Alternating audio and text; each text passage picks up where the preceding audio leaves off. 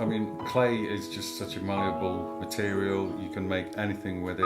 I love the texture of the working with the soft clay on a wheel, just the way that you can change its form so smoothly as it's moving fast around on the wheel.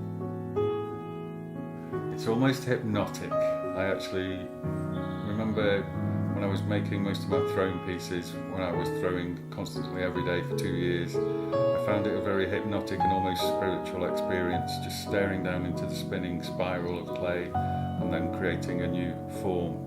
And you're in control of this form, but there's a real sort of, it's the skill, if you like, or the technique of actually being able to keep this spinning clay under control.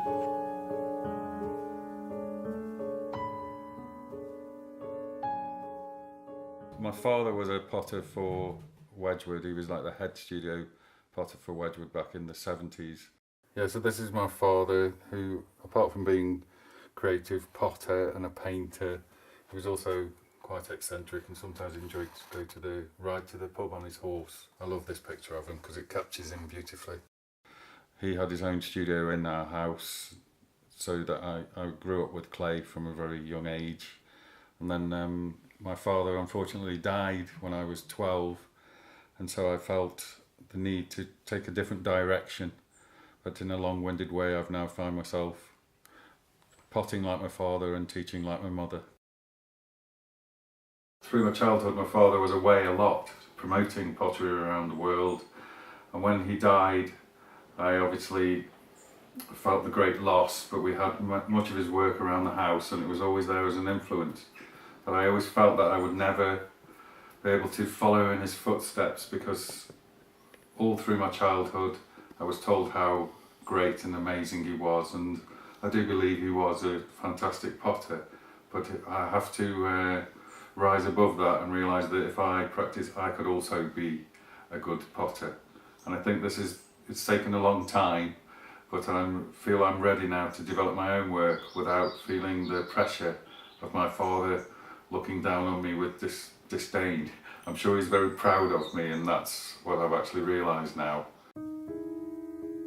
I think the main thing that drives me is that I've always loved making things. I've always been tactile, and if I could see something that I can pick up and work with, I'll make something with it.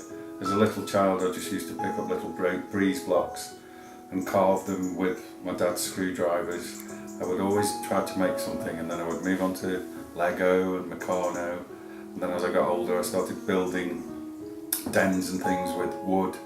You know, any material that's available, I'll work with it. I worked for 2 years as a labourer, and even in the bottom of holes I would start picking up clay and it was just, you could just make something there in the hole what you should be digging.